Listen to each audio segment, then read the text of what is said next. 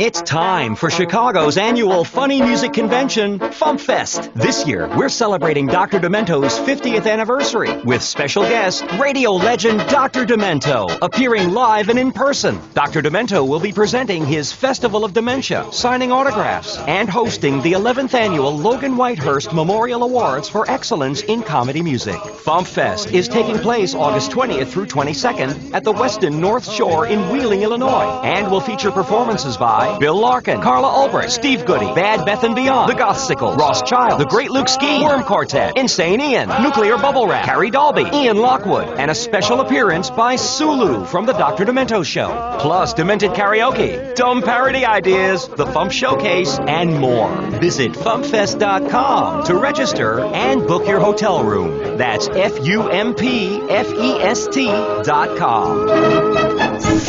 I'm JP Tuesday. And I'm Kiki Canon. As lifelong Disney fans, the work of countless talented Disney creatives have shaped our lives. Now, as the Disney catalog expands, we're taking a journey through film and television to discover if that spark that shaped us as children lives on in adulthood. Does your favorite Disney media still cast that same spell? Join us as we find out. We are Rewatching the Magic. Hi, Kiki. Hi, Tuesday. I just wanted to make a quick statement in case it bleeds through on the audio, but today is the first day in weeks it hasn't been thunderstorming in southeast Georgia. So all of the lawnmowers in the world are out today. So if you hear that old familiar drone on the audio, that's why. It's very noisy where I am today.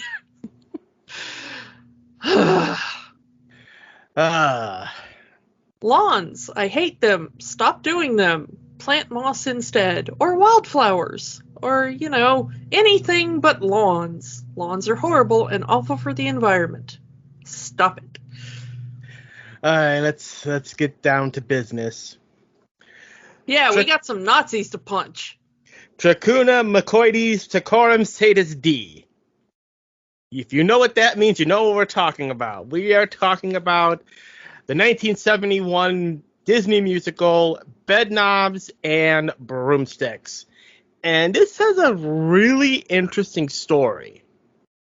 So in the 1960s, while Disney was working with P.L. Travers on getting the rights to Mary Poppins, the relationship was not good. They made a whole movie about it. You can watch it. So Walt wanted a backup plan in case the deal fell through at Travers, and got the rights to a book called The Magic Bedknob by Mary Norton. And it was pretty much very similar in plot to Mary Poppins, British woman with magical powers, couple of kids go on a magical journey. It kind of works, and he probably would have made it work, but Mary Poppins was made and is considered a Disney classic. Fast forward a few years, and the songwriting duo, the Sherman Brothers, came to Walt and said, hey, you got this Magic Bedknob book lying around. Let's try to do something with it. We got some leftover songs that never got used for Mary Poppins. We can make something happen. But Walt said no, as the Magic Bedknob was a little too close to Mary Poppins for him to make that film. And Walt at that time was very anti-sequel. We talked about that before. Yeah. So fast forward a few more years, Walt dies. Walt's death impacted the studio harshly. They needed a hit. And suddenly, Too Close to Mary Poppins doesn't sound so bad right now. And they decided to go with the newly rechristened Bedknobs and Broomsticks. Now, a hodgepodge of two of Norton's books, The Magic Bedknob and Bonfires and Broomsticks. To this day, both books are sold as a single book called Bedknobs and Broomsticks because of the film. Bedknobs and Broomsticks came out in 1971, the same year that Walt Disney World opened. And since Walt Disney World is celebrating their 50th anniversary this year, happy anniversary, Bedknobs and Broomsticks! Yay! Before this movie came out, had a little bit more problems. In that the original cut of this movie was 2.5 hours long. Which for theaters, especially as Disney was very insistent on this movie debuting at Radio City Music Hall, it was a bit too long for Radio City Music Hall. They wanted the movie to be a bit shorter, so half an hour of this movie was cut. The theatrical cut of this movie is about 2 hours, so half an hour of the movie was cut. In 96, most of those lost cut scenes were reinserted back into the movie with all but one of the song. The song Step in the Right Direction. The footage for that movie unfortunately could not be salvaged, but there is a reconstruction out there of production photographs with the song to kind of show you what that scene would have been like. So also, there's also a third cut of this movie. When the original VHS of Bedknobs and Broomsticks came out, it was cut even further down to 90 minutes, cutting out a majority of the songs. So there are 3 different cuts of this movie. So from 96 to the early 2000s, if you got a copy of Bedknobs and Broomsticks, you were getting this extended edition, this 2.5 hour extended edition. Up until the Blu-ray of Bedknobs and Broomsticks came out, to which they went back to the original theatrical cut, and all of the additional scenes were put as bonus scenes on the Blu-ray. The version that's on Disney Plus is the Blu-ray restoration, which is the theatrical cut, which is the version we're going to go with. I'm sorry. It's the one that we had access to. Yeah. There's also a German cut which completely removed the Nazi plot. Huh, how does that work? I don't know, because that's kind of the entire plot of the movie. I mean, that's her entire reason for becoming a witch. That's the entire third act. Yeah, and the entire third act. So, but that's what I hear, is that there was at least at one point a special German cut that removed all references to Nazis. There actually is a version of the Magic Bedknob that also cuts out all references to the Nazis. Which, again, how does that make sense as a cornerstone of the movie? Yeah. I don't know. So anyway, when this movie came out, it was not the hit that they were expecting. They were expecting the next Mary Poppins, and it wasn't. But it did get a few nominations for awards, best visual effects and the like. Also, the song in the movie, The Age of Not Believing, was up for best original song at the Oscars, losing to the theme from Shaft. As it should have. Yeah. I mean, pretty much anything should lose to the theme from Shaft. Let's be honest. Because that Shaft is a bad mother. Hey, shut your mouth. Let's talk about Shaft. Yeah. That song is and was a banger. But it did win for visual effects, as I think it should have. I'm not exactly sure what it was up against that year, but these are pretty good effects. For 1971, yeah, the animation was pretty good. The psychedelic effects of the transporting of the bed, definitely on par with like Willy Wonka and the Chocolate Factory. Yeah, So, I mean, it definitely gives you a, hey kids, you want to know what it's like to be dosed? Like, it really has that kind of like, uh-oh, somebody spiked my drink kind of feeling to it. You know, I'm going to say something about the music. I really kind of expected more from the music, as this is a Sherman Brothers film. And Sherman Brothers are known for their earworms. I wasn't humming these songs after I watched the movie. But you watch Mary Poppins and you're humming those songs after you get, you know, you watch any of the other movies that the Sherman Brothers have worked on, and you're humming at least one song for at least a day afterwards. It feels... I hate making the comparisons to Mary Poppins because this movie doesn't deserve it, but there's so much musically that is just Mary Poppins. You have your nonsense song, Substitutiary Locomotion, is supercalifragilistic. Yeah. Portobello Road is Chim Chim Cherie. Yeah, I can see that. Age of Not Believing is Feed the Birds. Yeah, but Feed the Birds is so much better. You kind of get what I'm getting with that? Yeah, but I agree with you, but this really feels like the back of the napkin songs. These do feel like these were the songs that got cut from Mary Poppins. One of them was Beautiful Briny was supposed to be a Mary Poppins. Okay, I can really see that. And that's the song they used for the animated segment. And, having seen Mary Poppins Returns, where they go into the bathtub and they go under, you could overlay that song over that scene. And it feels like a cutscene from the original Mary Poppins now. One more Mary Poppins comparison, as originally Disney wanted Julie Andrews to play Miss Price. Andrews originally declined the offer, saying it was too similar to Mary Poppins. But after actually reading the script, she changed her mind and said she was in, after they had already offered the role to Angela Lansbury. I feel Angela Lansbury is the much better choice for this. And of course, the other thing that we've got to do the Mary Poppins comparison is let's move on to kind of the actors we got to talk about here.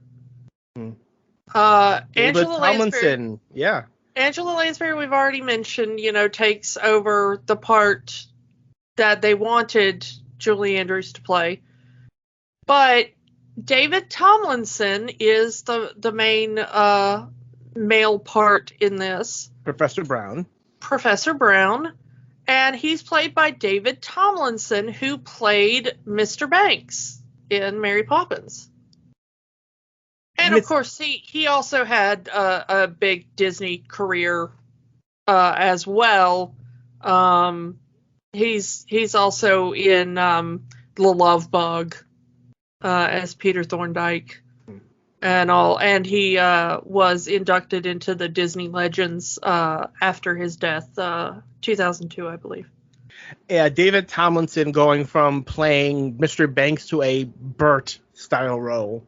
Yeah, I mean, he is a charlatan in this one. Mm-hmm. He's a con man who tricks Miss Price into taking his correspondence witchcraft course that he believes is a complete con and accidentally works. We'll get to it. And the only other actor I think we can really talk about is Roddy McDowall as Mr. Jelk, the clergyman, who does not have a big role in the theatrical version of this movie, but in the extended version of this movie, it's an entire subplot, as he is trying to hook up with Miss Price to get her property. Yeah, But that it kind of explains why he keeps getting his comeuppance in what little bit he remains in the movie. Mm-hmm. He's treated rather harshly in the theatrical cut for no reason, but it makes sense in the extended cut. But in the theatrical cut, he just kind of keeps getting crapped on for no real reason. I wish Disney Plus would put up the extended cut. I mean, it's probably not going to happen because it's not Blu-ray quality, but I kind of wish they would. Or at least put those deleted scenes up on the extra section, which they're not in. The extra you get is a scene of David Tomlinson recording Portobello Road when they were recording the movie. But Roddy McDowall also a long history with Disney. And That Darn Cat as well, and The Black Hole. And now an even longer history with Disney in the the kind of merger, because he is probably best known for being Cornelius and Caesar in the Planet of the Apes film series, which is now a Disney-owned property. Yeah. Now that they've done the merger. On top of all of that, this is getting a stage adaptation. In about a month from when we're recording this, really. So, yeah, apparently this was going to originally debut in 2019 in Chicago. But unfortunately, the production was canceled because the director died. Ooh. So Disney kind of put it on the back burner and announced about a year ago, in the middle of the pandemic, that they were not going to give up this stage adaptation of Bedknobs and Broomsticks, but instead it was going to debut in the UK and go directly to touring. So this is not going to go to Broadway, at least not yet. There's a chance it could, but as of this recording, there is currently no plans to bring Bedknobs and Broomsticks to Broadway. So yeah, August of 2021, Bedknobs and Broomsticks, the musical, will debut in the UK. It will feature most of the songs from the film and a few new songs. The commercial, the advertisements for this is featuring the song "Age of Not Believing," so I assume that's going to be in the musical. Though I'm very curious how they are going to do the locomotion scene on stage. Yeah, I mean, this is one that really seems more suited for film. I mean, they even have... I mean, maybe they'll do it with projections or something, but that's a lot less impressive than seeing actual, Like I said, I mean, Chitty Chitty Bang Bang Broadway music, they actually have the car flying. And if you've ever seen Mary Poppins musical, Mary is actually flying over the crowd. I've seen that. So maybe we could have something. The idea of potentially Miss Price on a broom flying over the crowd, over the audience, as the knights are fighting the Nazis, it would make an amazing view. Well, yes, but knowing something about how you do these things in theater, flying a person or a singular object is a lot easier to do in a theater than, the interesting thing in the film is supposed to be that you have these suits of armor that are individual pieces with nothing inside of them. Mm-hmm. So you can have things like the head moving separately from the chest piece, moving separately from, the greaves and all that kind of stuff, which is difficult enough to do against a green screen and everything, and that's an interesting enough effect in the 70s. It would be easier to do now with CGI and stuff. Mm. But how do you do that on a live theater, being able to get not an entirely 360 view, but, a pretty wide angle view from the audience, would be the difficult thing. And making it believable and doing it night after night. Yeah. When you're flying that many moving pieces against a backdrop that you can see through, and having them move in concert with each other, I mean, bravo to you if you can do that. So there's a lot of wires to get tangled, and there's a lot of, places for the lights to hit a wire and give away the illusion, Maybe there'll just be a person in like a black leotard with the armor on top of them, and there'll be like a black screen. I mean, that's the Muppet way of doing things. Mm-hmm. And that's the Addams Family, the musical. Yeah, we saw that. When we saw that, that's how they achieved that illusion for a lot of their things, and that worked really well. But again, you're only working with one or two moving pieces there. The more you do that, the more it breaks the illusion. If you live in the UK and this is coming to your area, please drop us a line and tell us how it is. I'm generally curious how this is going to translate to the stage. Please film it and put it up on YouTube so we can see it. We're desperate. No, Which Lady Fights Nazis slimetutorial.mov on YouTube. Yeah. Anyway, let's actually talk about what's actually in this movie. The intro credit scene, I actually do like this parchment look. It's actually, once again, Kiki is a medieval reenactor, if you'd not forgotten. It's supposed to be kind of the Bayeux Tapestry, which I love. I'm a little annoyed they didn't draw it like Bayeux Tapestry Stitch. This itself has kind of become a meme over the last 10 years on the internet. The Bayeux Tapestry, yeah. Things drawn to look like the Bayeux Tapestry has indeed become a meme. Mostly helped by the SCA. I'm not gonna lie, we share those memes all the time. Bayeux Tapestry Stitch is a thing I learned how to do. Not well, mind you. But it is an embroidery style that I've taken classes on. So I'm a little annoyed they didn't go the extra mile to draw the actual stitches in, but they did the outline pretty well, so bravo. It does give away the entire movie, though. It kind of does, but I kind of like that. I kind of like when movies do that for people who are paying attention, because it does give...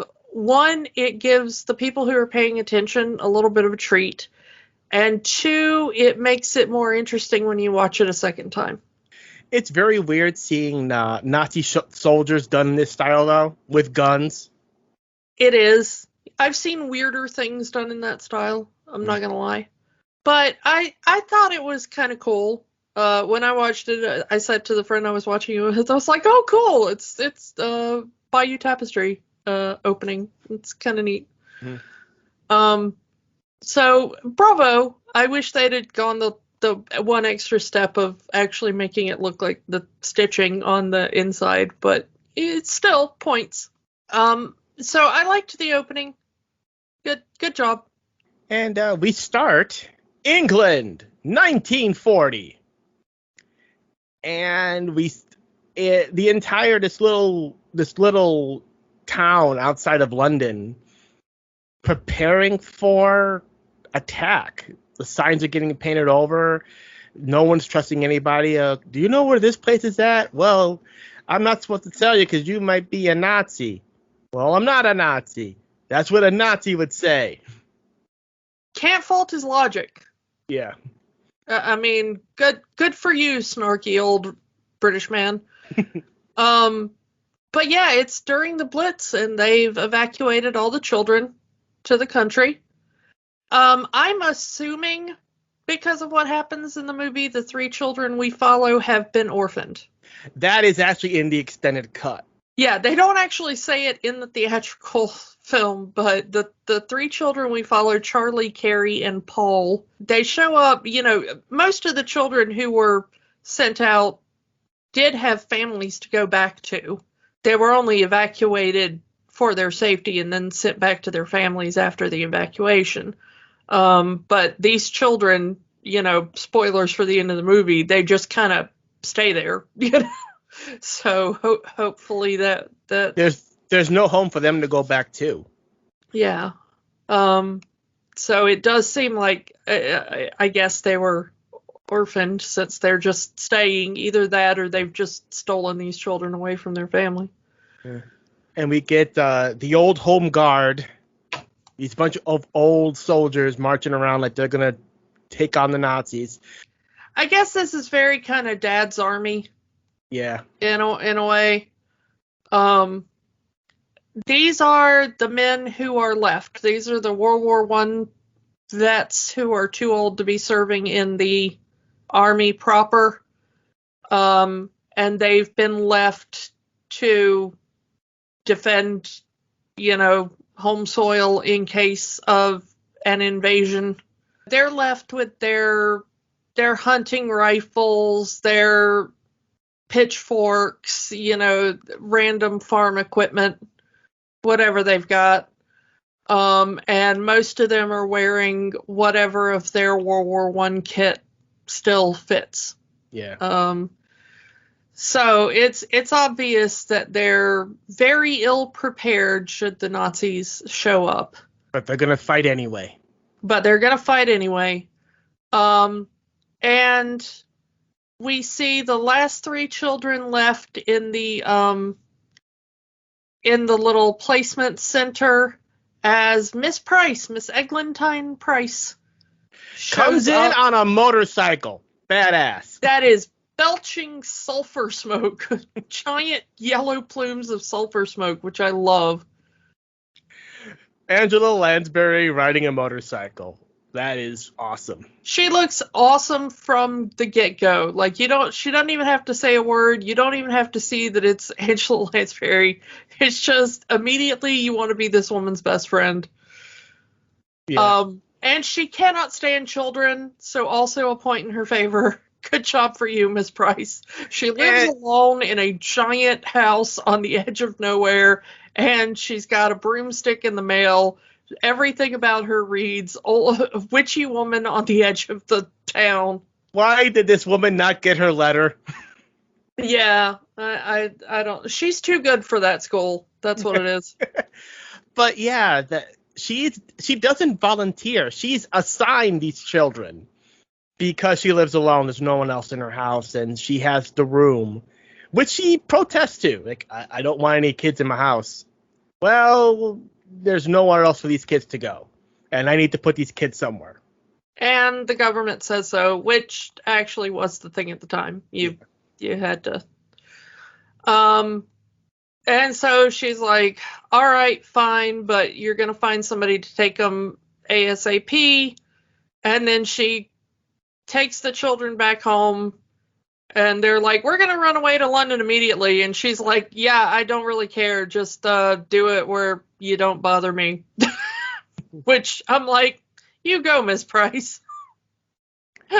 And she's straight up strict. It's like, there's no fried food in my house. There's no, no funny business of any kind in her house. And she's not going to tolerate these kids' attitude. I think it's very important to note that she's not mean to the children. No, definitely. It sounds like we're saying she's being mean to the children, but she's not. She's just saying, like, I will feed you the exact same food I feed myself. You will be given the exact same accommodation I give myself. You will be clean. You will be, And these kids complain about washing up for dinner. These kids are old enough to be over that.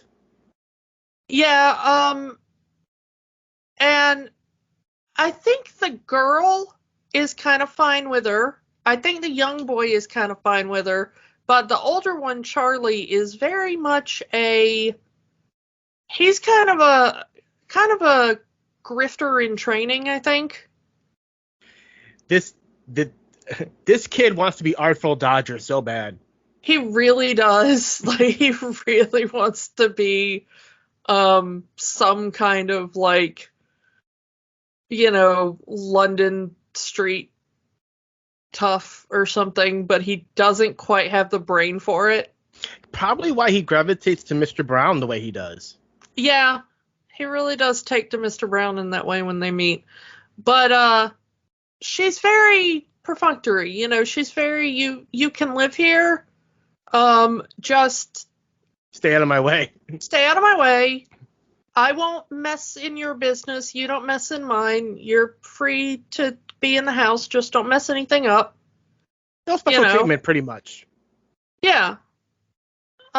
She's not going to treat these kids like they're hers, because they're not hers. It's just roommates, for lack of a better term. She sort of treats them like very small adults. But She is much more focused on the broomstick she got in the mail, which it turns out is the next part of her witchcraft correspondence course. Yeah, she doesn't go to the School of Witchcraft and Wizardry. She has a correspondence course in witchcraft and wizardry. So yes, she gets the broom and the letter from Professor Brown saying that she has now made the rank of apprentice witch. Good for her. And as an apprentice witch, she now gets the broom and the spell of levitation. At first, she tries to ride the broom side saddle like a lady, but unfortunately, there's not enough support. Like, you can ride a horse side saddle because the horses are kind of wide. You can have some support. Well, no, you can ride a horse side saddle because there's a very special saddle made for riding. That's why it's called side saddle. You try to sit on a horse astride, and you try to sit on a horse like that, you're gonna fall off without a special side saddle. That's why you have to ride a horse astride. But yeah, the broom doesn't have such a saddle, so she kind of has to ride it. The typical witch, between the legs thing. She says the magic spell. It's a very funny scene where the broom is just flying out of her hands and everything. She eventually gets the hang of it and starts flying around her little cottage. But the kids who are escaping to go back to London see her flying around and put two and two together that she is a witch. Because witches fly on brooms, you see. Of course they do. Yeah. And the oldest one is like, yeah, we might as well stay here and, blackmail her. They straight up say, hey, we saw you last night, you're a witch, and if you don't want us to tell everybody that you're a witch, you're going to give us special treatment. You're going to give us some fried food, some sausages, some chicken. And money. And money. Lots of money.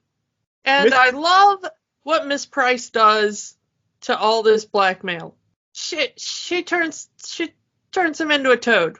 Or at least she tries to. She tries to turn him into a toad, and then turns him into a rabbit. Which is much better than a toad. And there's this funny scene where little rabbit boy is getting chased by the cat.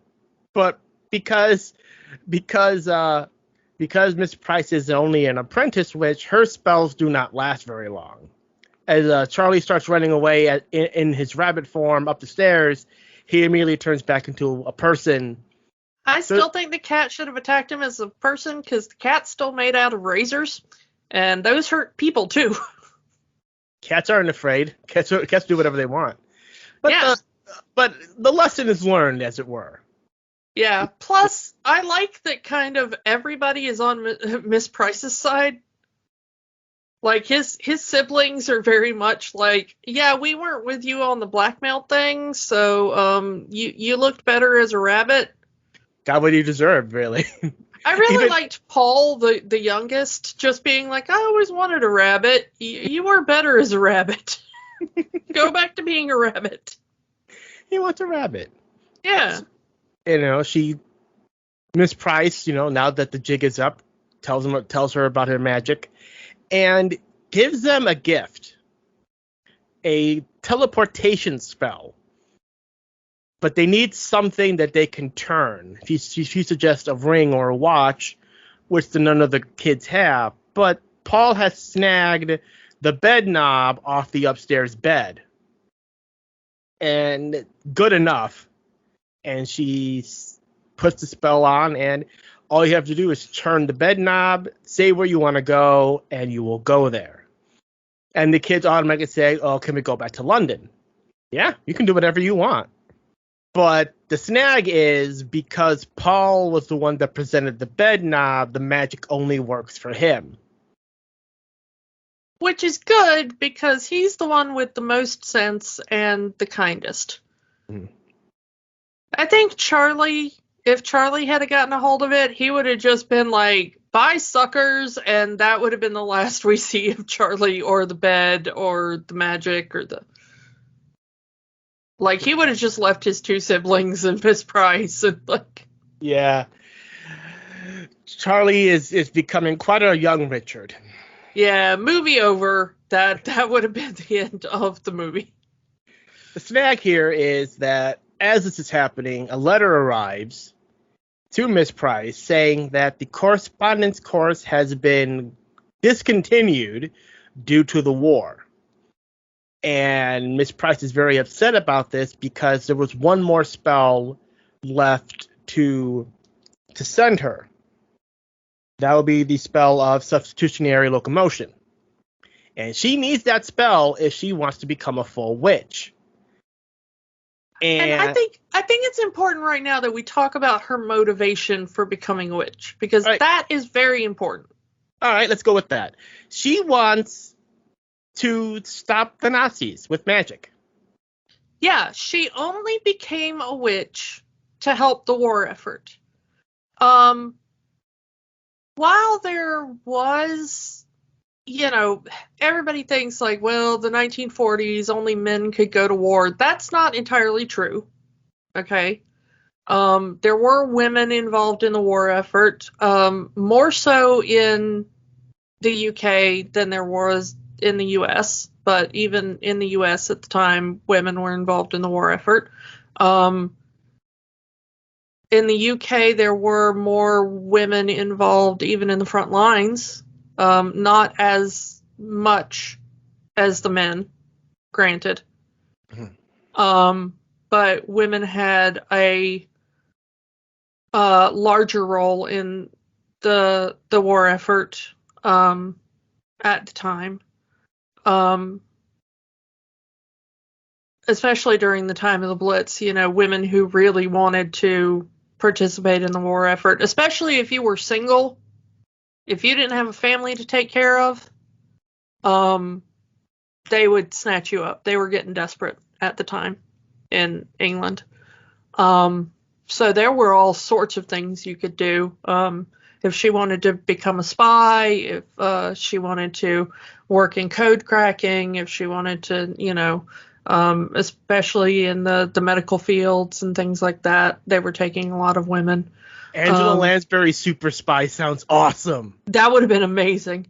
So it wasn't like there weren't ways for women to help, but this is a very interesting thing of a woman wanting to help and seeing a witch correspondence course and thinking, I'll magic the Nazis away. I'm going to use black magic to fight fascism. I mean, do it.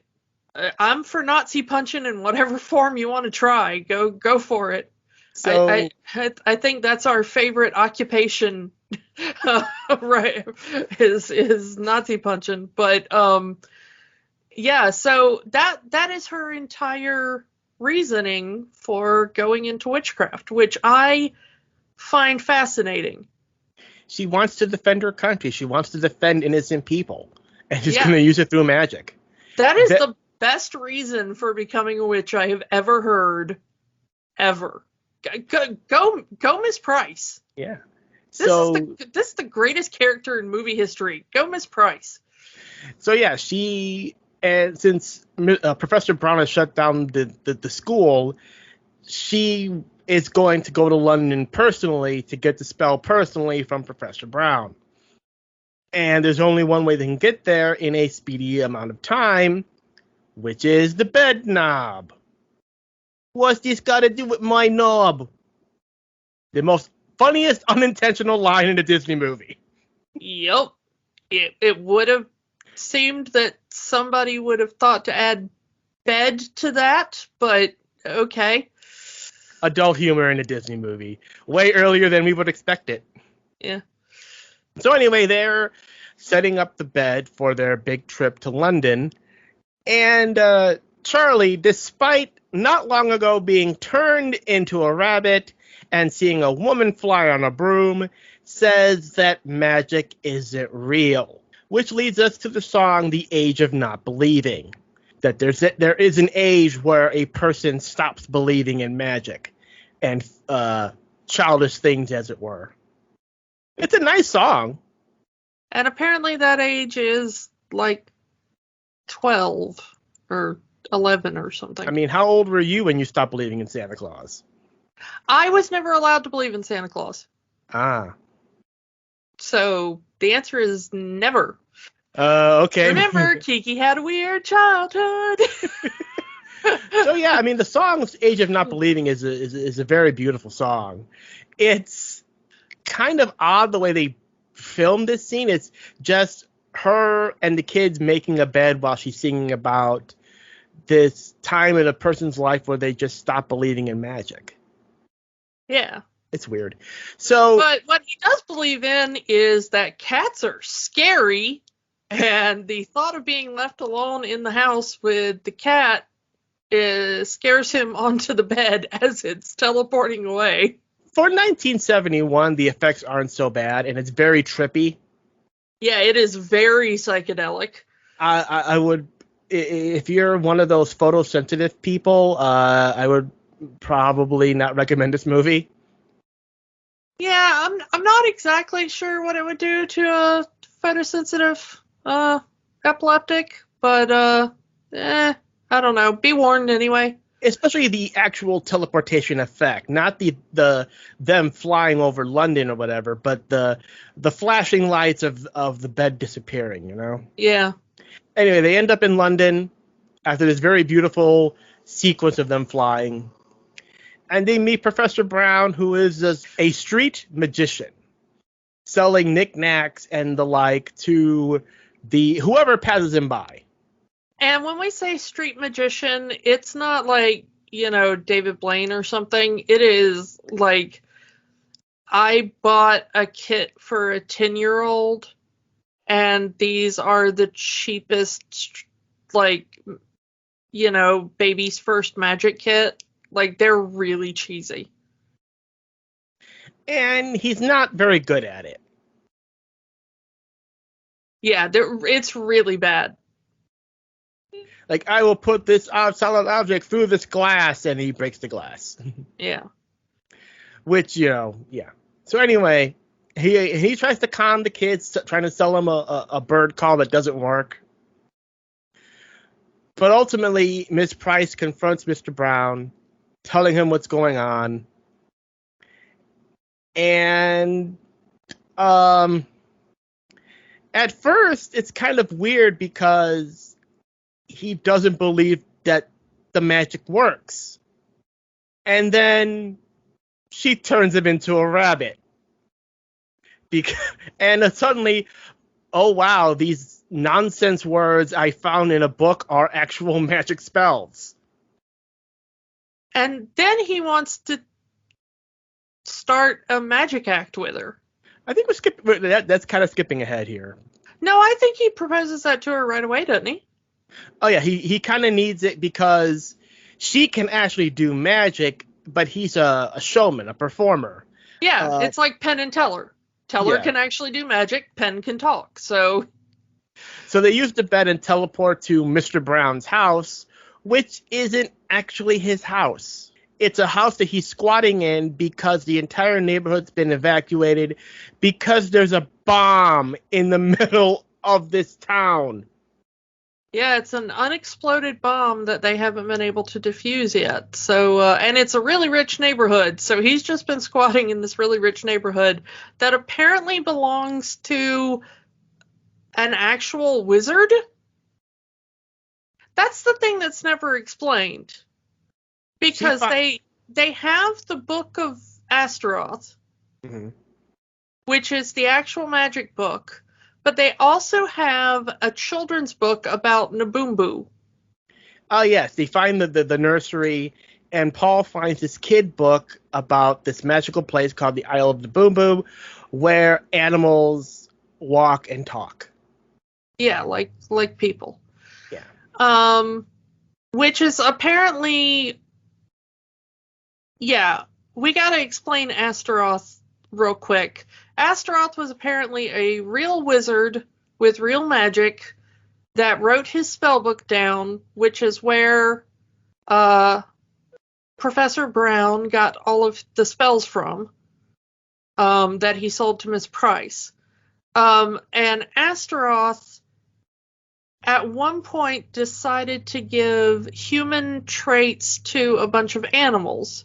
But the animals didn't like it because who would want to be people?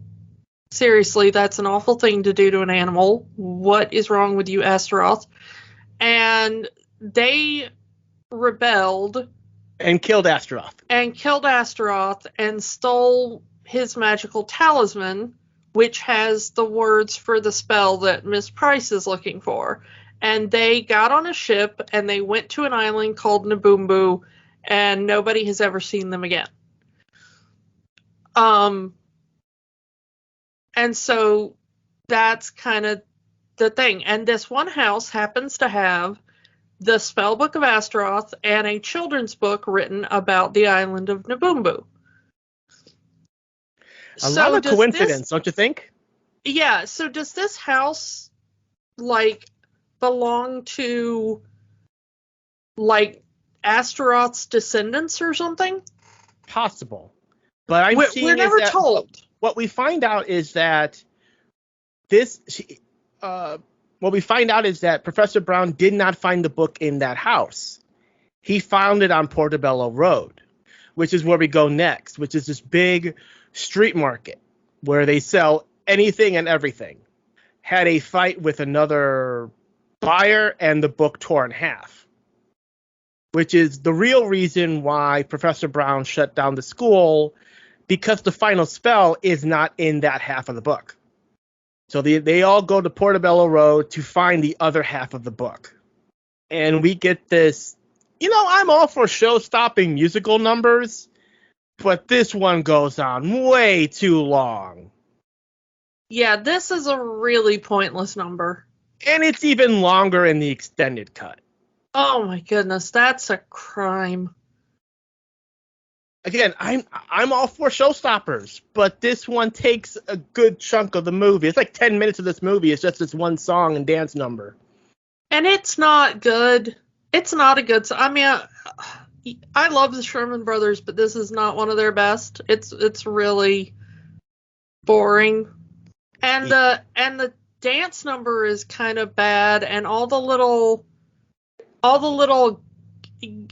silly things that the kids are doing, and the stuff they find in the marketplace, and the little stuff they get up to, and it's not great. It grinds the movie to a halt, and you just want to fast forward through it. So that's what we're gonna do. Yeah. We're gonna go straight to the next scene, which is they find an old book collector, which apparently is the same book collector that Professor Brown.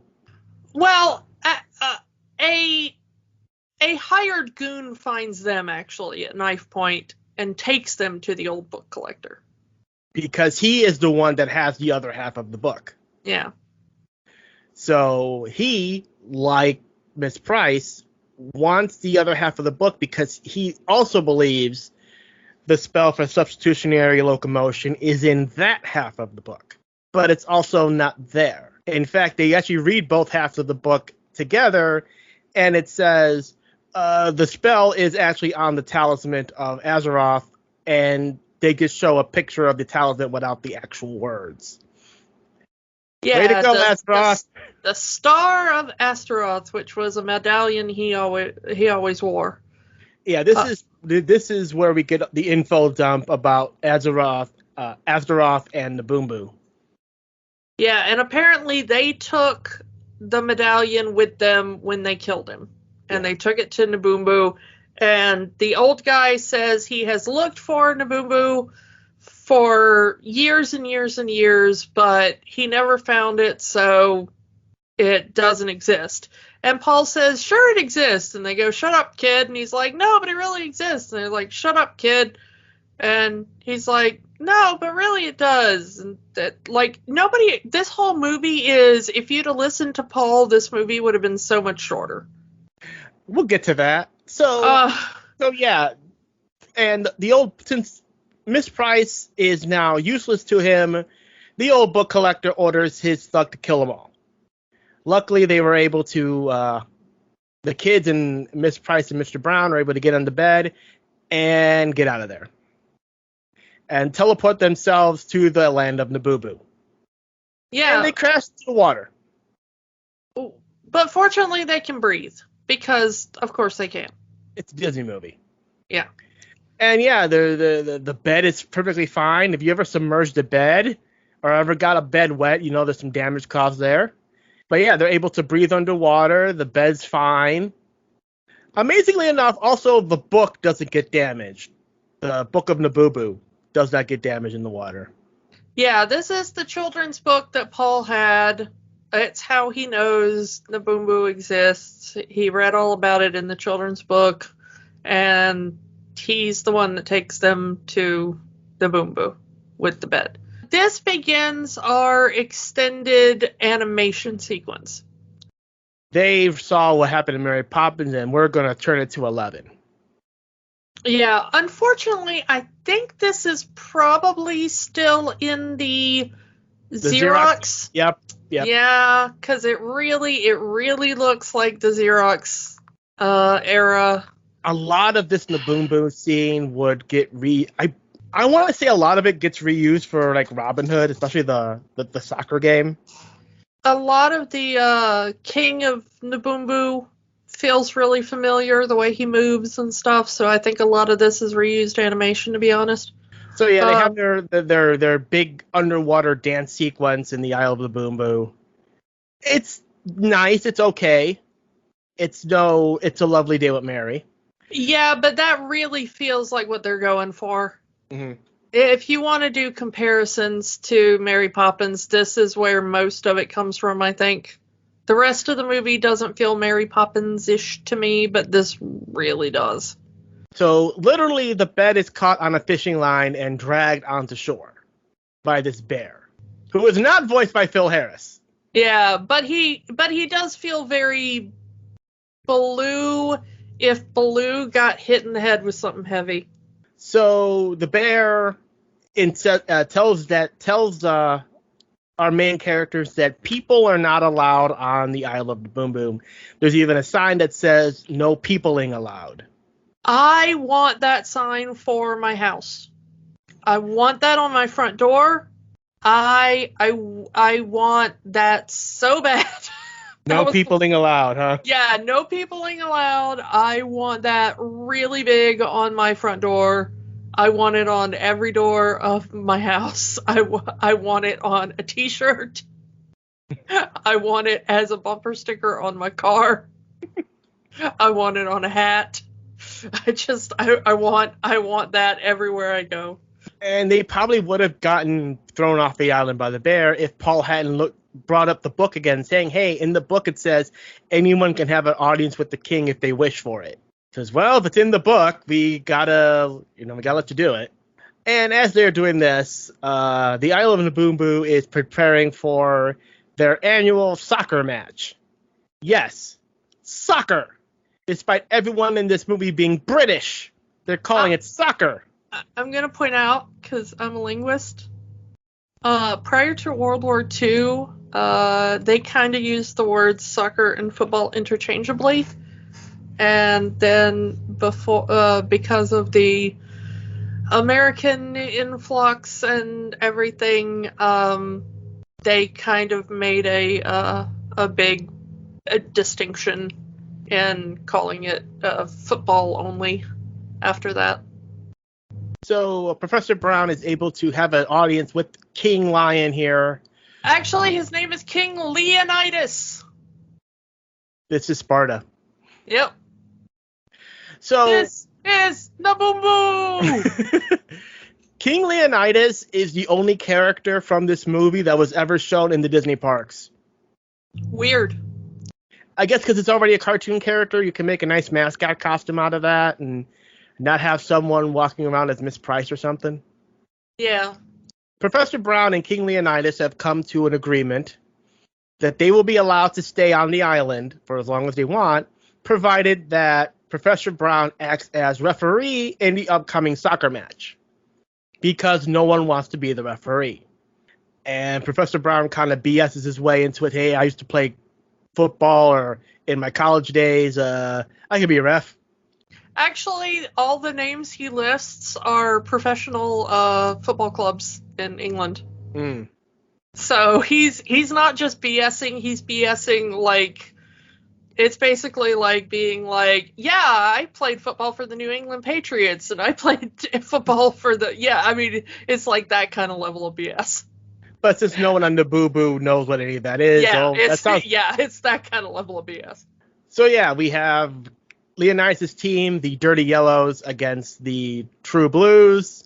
I thought it would make a better idea if it was Predators versus Prey, but we have a cheetah on the blue side. Yeah, I don't know. Anyway, but the Blues... I like the cheetah, though, because the cheetah keeps running around causing fire with how fast he is. Yeah. The animation is kind of jumpy in that it's very obvious changing from a real soccer ball to an animated soccer ball. Yeah, the animation in this is, I think, because of the Xerox and the trying to put together the live action and animated parts, it's not that great. It's not as smooth as the Mary Poppins. I mean, I hate to keep bringing up Mary Poppins, but in this case, it's apt. It's better than the animation live action hybrids of like Pete's Dragon. Yeah, it is better than that. That is true. It feels like the further we go from Mary Poppins, the worse the live action animation hybrids get until we get to Roger Rabbit. That's true. Yeah. So the entire thing is that he only becomes a referee. Professor Brown only becomes a referee because it allows him to be close enough to King Leonidas so he can grab the medallion with the magic words on it. And every time he does, a group of team members run him over. And there's a nice little running gag with the paramedic vultures. I gotta admit, that actually is a funny gag. The paramedic vultures were probably the best part of the bit. That and the cheetah that keeps leaving fire trails behind him as he runs. The vultures are so disappointing when no one dies in this match. Yeah, they keep hoping that they can take somebody off the field. Eventually the match ends. This is like 20 minutes. This is a full-on soccer match with cartoons. Yeah, this is a whole act of the movie, and it drags on. Some of the slapstick is funny. This would have worked as a standalone cartoon. And the fact that a lot of the advertisements, even the picture for this very movie on Disney Plus, features the animated characters. The poster for this movie when it came out featured the animated characters, and they're not in the movie that long, but their part just drags. They're not in the movie that long, but they're in the movie too long. Eventually, Leonidas just proclaims himself the victor after they score one goal. Yeah. And Brown goes up to congratulate him and ends up swapping his referee whistle with the medallion. And he's like, all right, let's get out of here. And they leave. And Leonidas very quickly realizes that his medallion's gone. And he's like, let's run. You know. Yep. But they get back to the bed, and they are able to make it back. Not before Miss Price turns King Leonidas into a rabbit. But only part of him. He still has the lion tail, and she's like, oh, I can never get that spell quite right. Throughout this entire movie, Professor Brown is very sexist towards Miss Price, saying that she's going to be his little side girl, his assistant, in a skimpy outfit. Yeah, we actually skipped over the song he sings to her about that. Yeah, he sings a song about her, how she's going to be his assistant in a skimpy outfit. He has his poster already made. Yeah, and also her first name is Eglantine, which, no offense if that's your first name, but it's not a very musical name. Eglantine, really doesn't work as a song. It doesn't really work as a song, and they made that the song. Yeah. Yeah, anyway, so throughout the entire movie, Professor Brown is kind of being a little bit sexist to Miss Price, saying that, a woman can't be trusted with this, woman can't do this, to the point where he is holding the medallion himself, saying that women always lose things, so he has to keep it on his person. And when he tries to retrieve the medallion, it's gone. Now, we see a little bit of magic dust as he tries to open his little compartment with the medallion inside it. So it is implied that the medallion cannot be taken from the Boom Boom. But but the way the line is read, it's implied that he just lost it. Yeah, it's kind of left open of whether or not he lost it or whether or not it disintegrated because of moving from a magical place to a non-magical place. Miss Price says we've gone from one world to another, so implying that Naboombu isn't in the real world. Yeah.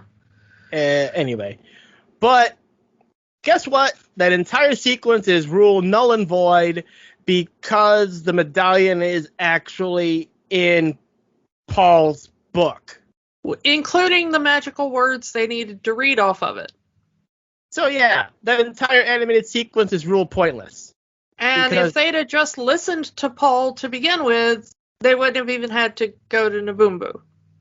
So they see the medallion with the magic words, Chakuna Makoides Chakorum Satis D, which is the substitutionary locomotion spell, and they turn it into a song, and it works. As she works small, working on Mr. Brown's shoes first, but she said the spell so many times in the course of the song that now everything in her house is now alive. Clothes and stuff like that are walking and dancing and floating around and causing a nuisance. There's a scene where her stockings are dancing, her dress is dancing, and yeah. But unfortunately, Miss Price does not know the counterspell. To which Professor Brown says, I have a cancellation spell that I've sent you. If you can find it, it should be fine. But she's never able to find that cancellation spell. But yeah, we never find out what happens after that because we just skip to like this dinner scene. It was probably in the deleted scenes. Probably. Like everything else in the movie. Probably. So we get the lady from earlier that put the kids with Miss Price, saying that she found a new home for them. Miss Price says that won't be necessary. She's kind of warmed up to the kids, so they can stay with her. Paul, being Paul, says, well, we're going to stay here forever because we got a new mom and dad now, implying that Professor Brown is going to be their dad.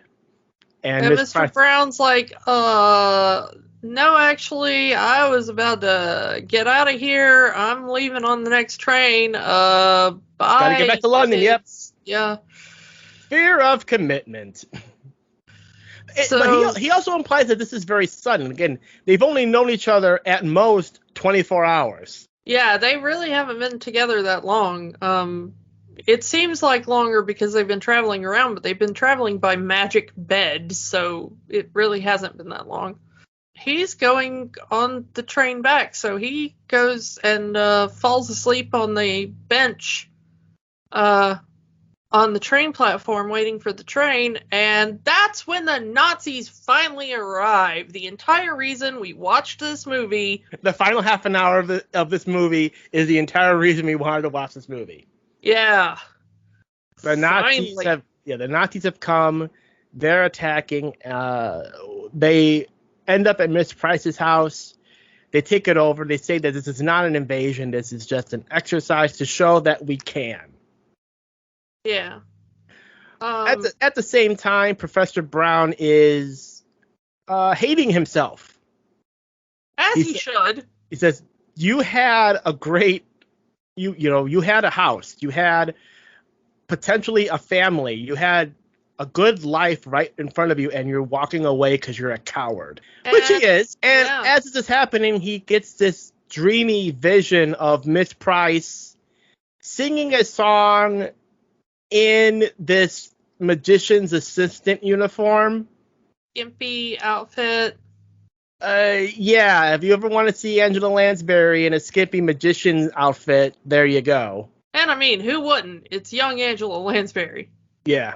Come on. She was a looker back then. She was. As he kind of comes out of the dream, he notices, like, oh yeah, there's a couple of Nazis cutting the phone lines at the top of the telephone pole. So and he gets out of there as quickly as he can. But he does get a good shot at one of the Nazis.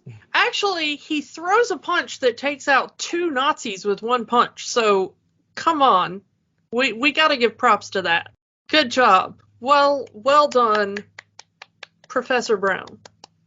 So yeah, he tries to get back to Miss Price's house, but the Nazis have already taken it over and have taken Miss Price and the kids to the museum that we saw the kids at the beginning of the movie. But he does a really smart thing, and he sneaks into her workshop and finds the turn you into a rabbit spell, which he uses on himself. He even says, for once in your life, believe in something. So it implies that the reason the magic works for Miss Price is because she believes in magic. She believes that this magic works. I don't know if it's in one of the deleted scenes, but it would have been nice to say that you have to believe in magic for magic to work. Yeah, maybe. I don't know what the difference is, but yeah, it takes him a little bit, but he looks in a mirror and he points at himself, and eventually he turns himself into a rabbit just before the Nazis catch him. But he eventually gets there, gets to the museum, finds Miss Price, winks at Miss Price to indicate that that's him. And she says, because once again it's Paul that realizes what's going on. He says it's Professor Brown. And she says, well, if you are Professor Brown, get off of my lap. And he does. And she goes, it is Professor Brown. I mean, it's silly Disney stuff, but it works in the scene. Yeah. And as soon as he gets off her, he turns back to normal. And they have to figure out a plan to get the Nazis out of their town. To which they decide, let's use the substitutionary locomotion spell. And we're in a museum full of armor. We can make this happen. At first, Miss Price is against it because she can't control the spell. But they don't really have much of a choice. It's either use the spell or the Nazis take over the town. And she does the spell, and at first it looks like nothing happens. But then the drums start playing themselves. The flags start waving upon themselves. The flags start waving by themselves. The suits start coming to life and start marching. And in a very, I don't know if it's creepy or what, the armor starts chanting the spell.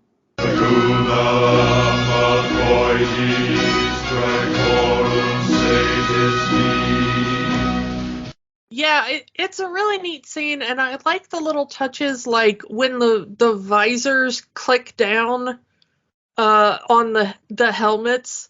I like that, like, dust falls off them and stuff because they've been in the museum so long. It's the little things like that I really like.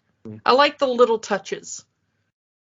And I like that there's armor from all different kinds of regiments. I like that there's different armors from different time periods throughout the British history.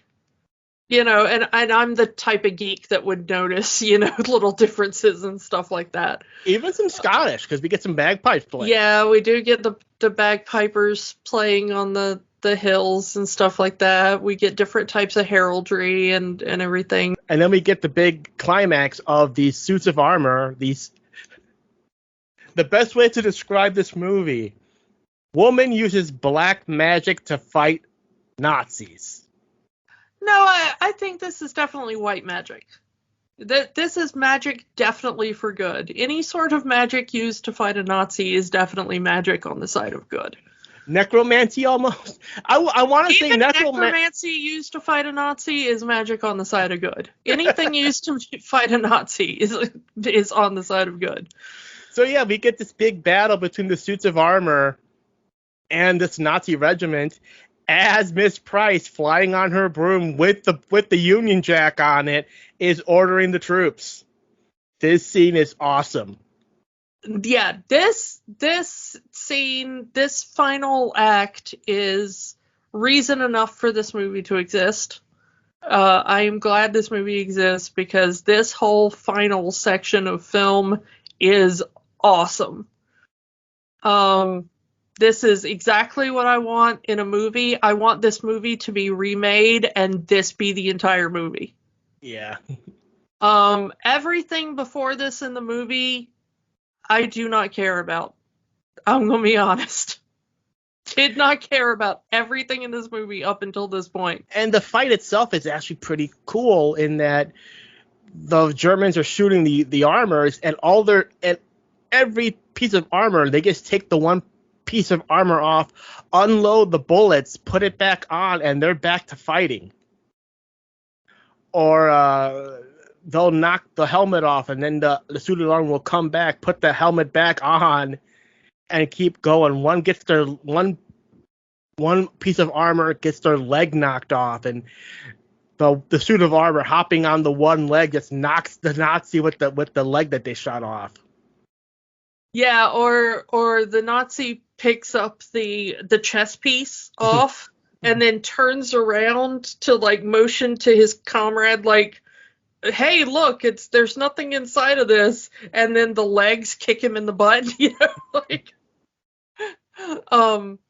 or the helmets get knocked off one group of armor, and the armor just keeps marching forward.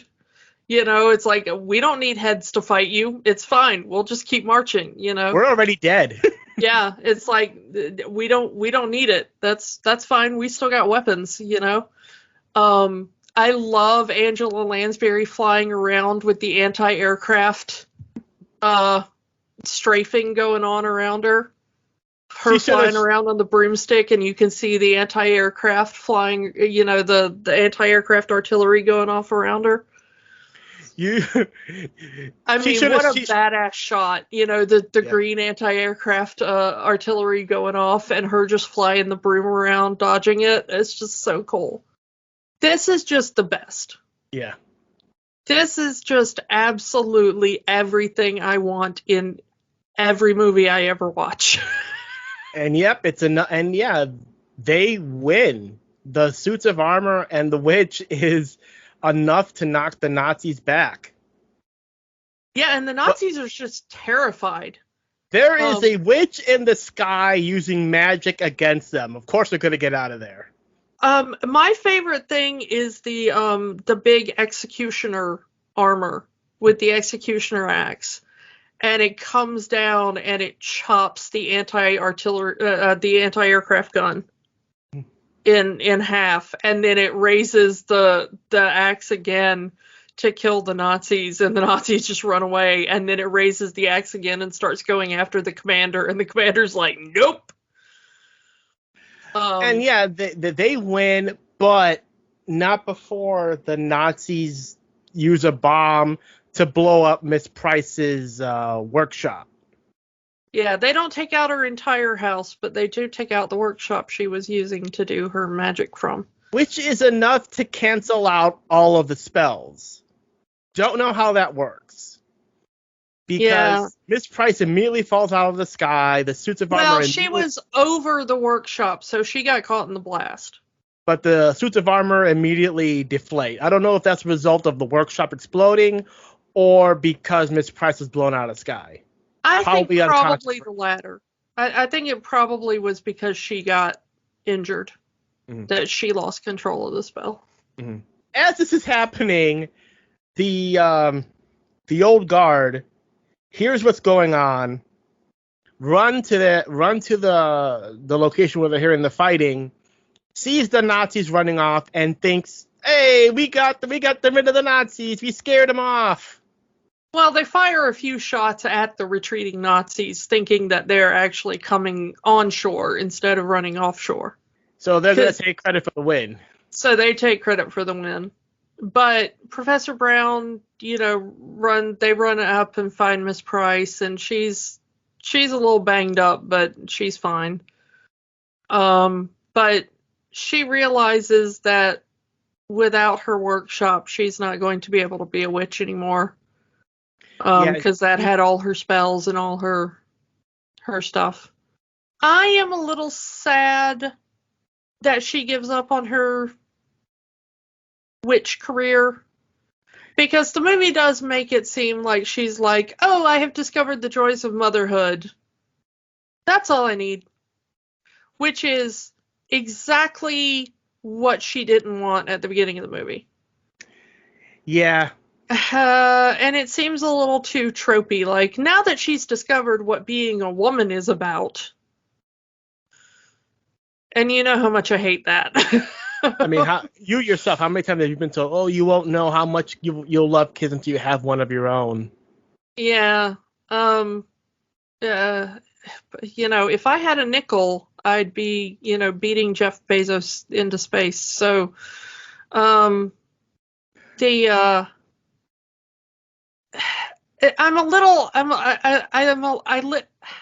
dislike that a little bit, I mean, imagine if a whole movie about just Miss Price using magic during the entirety of World War II. Yeah, I want that movie. I want 5 of that movie.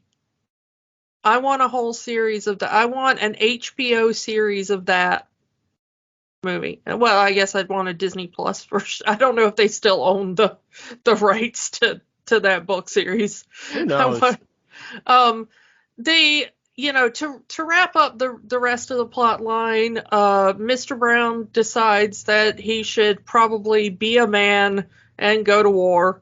In this case, I'm okay with it because it's fighting Nazis. So yes, Mr. Brown, be a man and go fight some Nazis. Yep, and he's going to get the old guard being his entourage as he's going to the train to go to war. And the children stay with Miss Price as they had already decided they would. And Paul reveals that not all of the magic is lost. He still has the Bedknob, so they can still have adventures now and then. Yep, leading off for a sequel that will never happen. At least not with that cast. So that is Bedknobs and Broomsticks. Was this a first watch for you, or had you seen it? I knew of the movie, but I don't remember seeing the movie the whole way through. I think I saw maybe the animated sequence on the Disney Channel during those collection shows where they show all the cartoons. But I don't remember seeing this whole movie.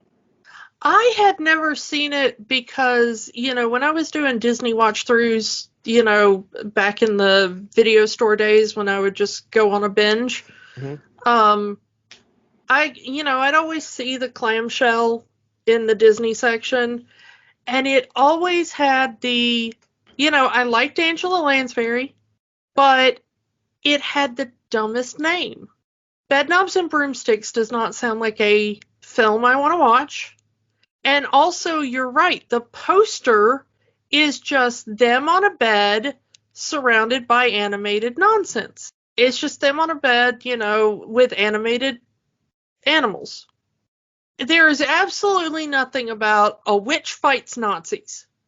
If this had been marketed as Angela Lansbury is a witch that fights Nazis, I would have immediately bought this movie as a kid.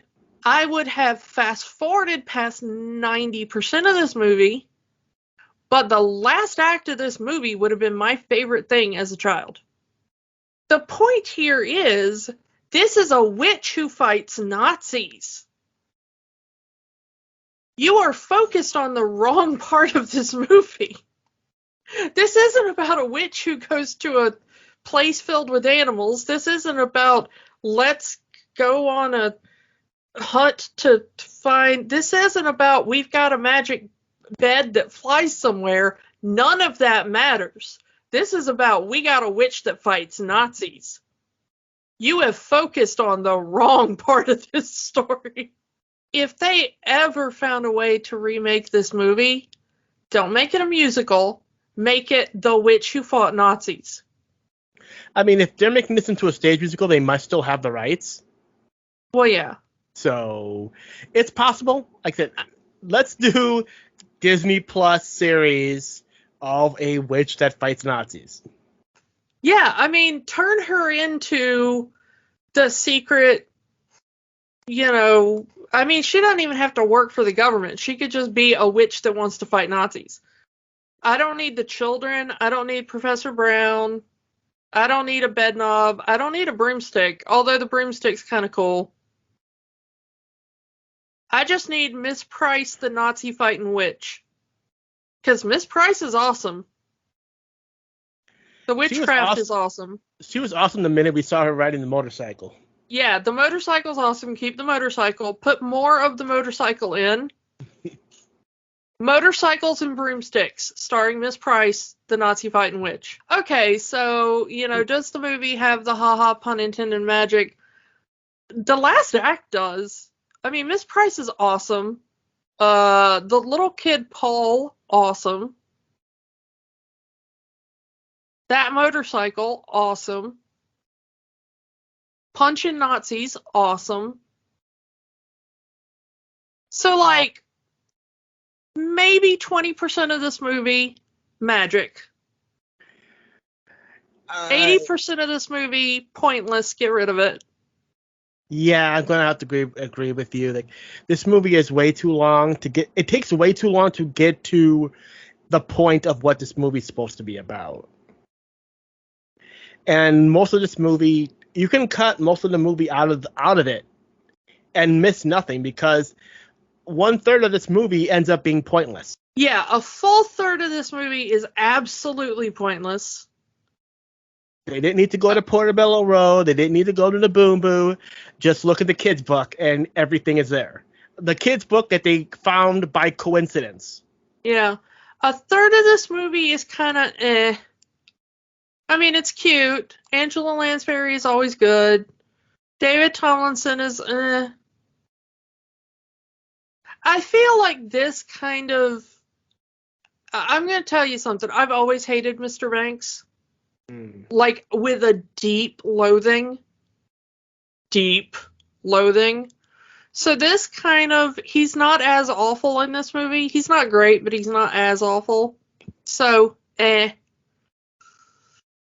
2/3 of the kids are... Well, one of the kid, deep loathing, again. The girl is kind of just there. Neither like her nor hate her. She just exists. The youngest kid, awesome. Awesome. But yeah, it's kind of a movie that exists in thirds. 1/3 awful, 1/3 eh, 1/3 awesome. Yeah. The third that is awesome is super duper awesome. Yeah, but it's not enough for the full movie to say magic or not. I'm going to say a no, because 2/3 of this movie just drag on way too long, and the third that's actually awesome, there's not enough of it. Okay, I'm going to say magic, but only because the third that is awesome is Nazi punching awesome. That's what tips it for me. If it wasn't for the Nazi punching, if it was just kind of awesome, but it's Nazi punching awesome, dude. And Nazi punching is my favorite thing in the entire world. Like I've said when we watched Captain America, you put Bedknobs and Broomsticks, Captain America, and the Rocketeer together, and you got a good night of Nazi punching movies. Maybe throw in Indiana Jones for good measure. Yeah, I mean, I'm going to say magic, but only because the awesome third has Nazi punching. And that tips the scale. Pretty hardcore. I guess agree to disagree on this one then. Yeah. But, so yeah, it's not enough. I mean, that third is awesome, and I'll rewatch that final third, but that's about it. Nazi punching. Nazi punching. Go punch a Nazi, everybody. So, as this episode is being released, the Olympics are starting. So we're gonna do some Olympic style. There's really only one movie that I know of that Disney owns that has something to do with the Olympics. So Next week, we're going to do Cool Runnings. Cool Runnings. Yes, that's the Winter Olympics. I don't care. Yeah. It's our show. We'll do what we want. So, yeah. So, we'll watch... We couldn't find an Olympic movie that also had Nazi punching. We're sorry. If you know of an Olympic movie that has Nazi punching, I don't care if Disney owns it or not. You tell me about that. So, yeah. So, that's our thoughts on Bedknobs and Broomsticks. Come back next week for Cool Runnings. And we'll talk to you all then. Punch a Nazi. Bye. Punch a Nazi. Bye. Don't let the magic stop here. Join our conversation online on Facebook at Rewatching the Magic. Twitter at Rewatch the Magic. And of course, new episodes every week at rewatchingthemagic.podbean.com. Remember, the magic is for everyone. It only stops if you let it.